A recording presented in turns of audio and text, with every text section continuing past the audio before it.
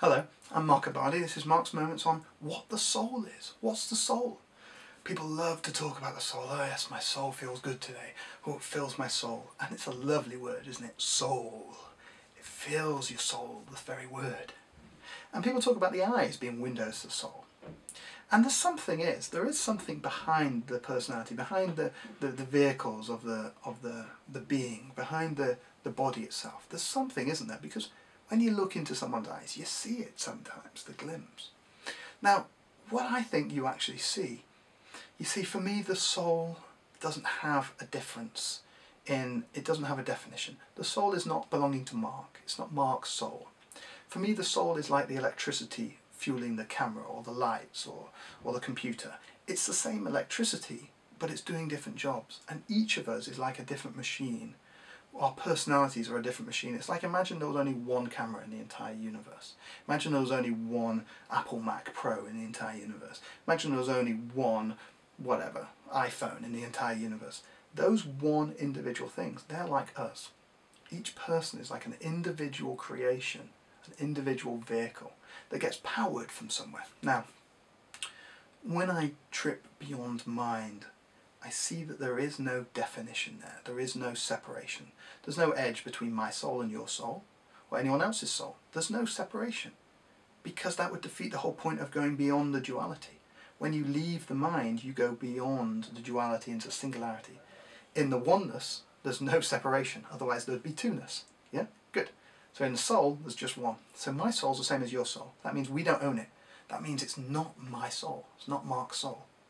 So when Mark's body dies, Mark's soul has nothing to do with Mark. It's the power that was fueling it.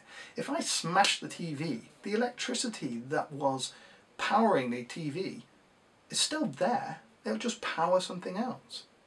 And the electricity itself is not aware of the vehicle, it's not aware of the TV, it's not aware of the person. So my take on it, what the difference is, what I think goes on, is that actually it's the tunnel to the soul. It's the tunnel to the oneness, to the energy that's actually changing and progressing with people. So imagine you start off with two and it gradually somehow translates into one backwards. And when you look through the eyes, you see the depth, the sophistication of the conversion tool, the sophistication of that mechanism that converts the oneness, which you can't comprehend with a duality mind, into the duality mind. So there is a conversion that goes on somewhere. And for me, that's what personal growth is. See the one on personal growth. That's what personal development is. That's what becoming more spiritual is strengthening the conversion tool, strengthening the vessel that channels the oneness.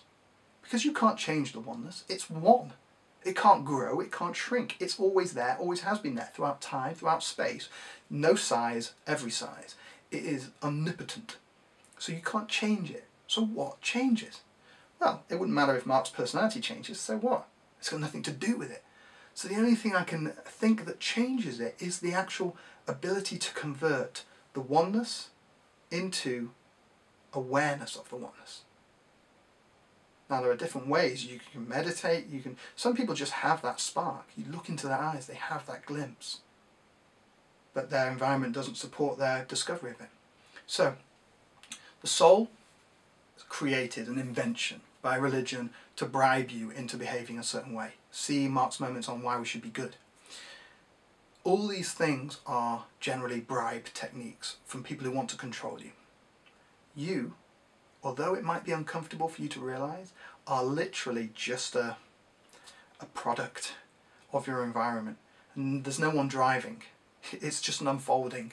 And your personality is that unfolding. Totally unique, totally individual. No one ever like you. And there never will be in the entire creation ever. But you're still just a reaction unfolding. Like a stick floating down a river.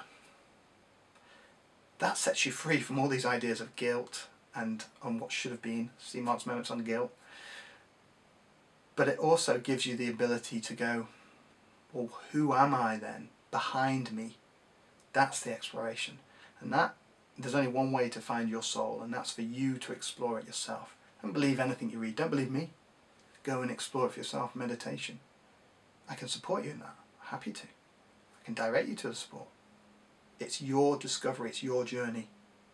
That's the whole point. Let it be yours, let it be earned. Follow your truth.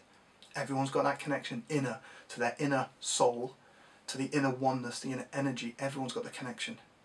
The problem is that as you get towards the edge of it, you realise you don't exist. And that's scary for the personality. But you wanted the answer. The answer is there's no question. See Mark's Moments on Enlightenment. Thanks for listening. Speak to you soon.